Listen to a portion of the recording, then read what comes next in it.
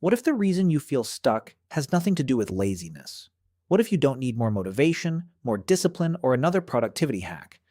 Maybe the real problem is this: part of you wants to move forward, but another part of you is quietly pulling the brake. You want to start, you want to improve, you want to become better, but every time you try, something inside says, not yet. What if I fail? What if it's not good enough? That invisible force is called resistance. And today we're going to talk about how to release the strength already inside you. Most people believe they are stuck because they don't have enough motivation. So they watch another motivational video. They make a new plan. They tell themselves, tomorrow I'll finally start. And for a few minutes it works. They feel inspired. They feel ready. They feel like a new version of themselves. But then real life comes back. Stress comes back. Doubt comes back. Tiredness comes back.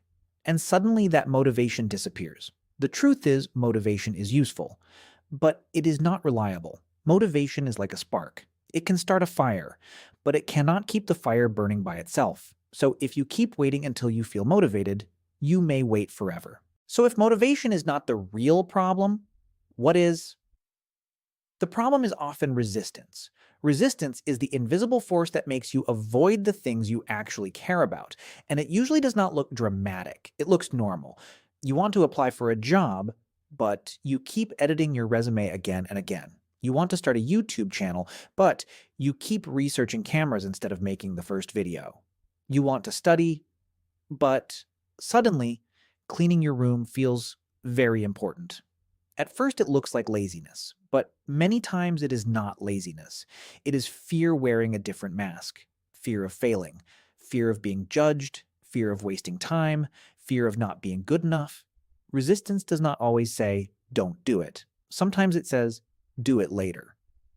And that sounds harmless, until later becomes your whole life. Here's the important part. Your brain is not trying to ruin your life. Your brain is trying to protect you. The brain likes what is familiar. It likes safety. It likes comfort. It likes things it can predict. But growth is not familiar. Growth is uncomfortable. Growth means trying something before you know if it will work. So when you try to change, your brain may treat that change like a threat. That is why even a good goal can feel heavy. Starting a business can feel scary. Posting your first video can feel scary. Changing your routine can feel scary. Applying for a better job can feel scary. Not because those things are bad, but because they are uncertain. And to your brain, uncertainty feels dangerous. So it pulls you back to what feels safe, even if what feels safe is keeping you stuck. Most people ask the wrong question. They ask, how do I get more motivated? But a better question is, what am I resisting right now? That question changes everything, because instead of blaming yourself, you start understanding yourself. Maybe you are not avoiding the task because you are lazy. Maybe you are avoiding it because the task feels too big. Maybe you are scared of doing it badly. Maybe you don't know where to start. Maybe you are tired from carrying too much pressure. When you understand the resistance, you can work with it instead of fighting yourself. Because you cannot release strength by attacking yourself, you release strength by understanding what is holding it back. The first step to releasing inner strength is simple. Name the resistance. Don't just say, I'm lazy. Be more honest. Be more specific. Say, I'm afraid this won't be good enough. I don't know where to start. I'm scared people will judge me. I feel overwhelmed because the task is too big. I'm waiting for the perfect moment. When you name the resistance, it becomes smaller. A hidden fear controls you.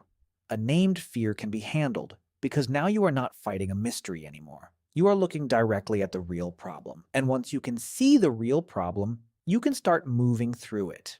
After you name the resistance, make the task smaller. Most people don't fail because they are weak.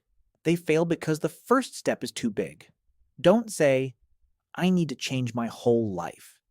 Say, I will work for 10 minutes. Don't say, I need to build a successful YouTube channel. Say, I will write one video idea. Don't say, I need to become confident. Say, I will take one small action while I still feel nervous. Big goals create pressure. Small actions create movement, and movement is what breaks resistance. You do not need to win the whole battle today. You just need to take the next honest step. The final step is to take one low-pressure action. Not a perfect action, not a dramatic action, just one small action. Write the first sentence, open the document, record the first rough voiceover, walk for 5 minutes, send one message, apply for one job. The goal is not to feel ready. The goal is to prove to your brain that action is safe. Because confidence does not always come before action. Most of the time, confidence comes after action. You move first, then your mind starts to believe, maybe I can do this. And that is how strength begins to return. Not all at once, but step by step. So if you feel stuck right now, don't immediately judge yourself. Maybe you don't need more motivation. Maybe you need less resistance. Your strength is not missing. It is buried under fear, pressure, doubt, perfectionism. And every time you name the resistance, make the task smaller and take one honest step forward, you release a little more of that strength. You don't need to become a completely different person. You need to release what is already within you. This is Release Inner Strength. Drawn stories for a stronger mind. If this message helped you see yourself differently, subscribe for more videos about mindset, resilience, and personal growth. Because the strongest version of you may not need to be created. It may only need to be released.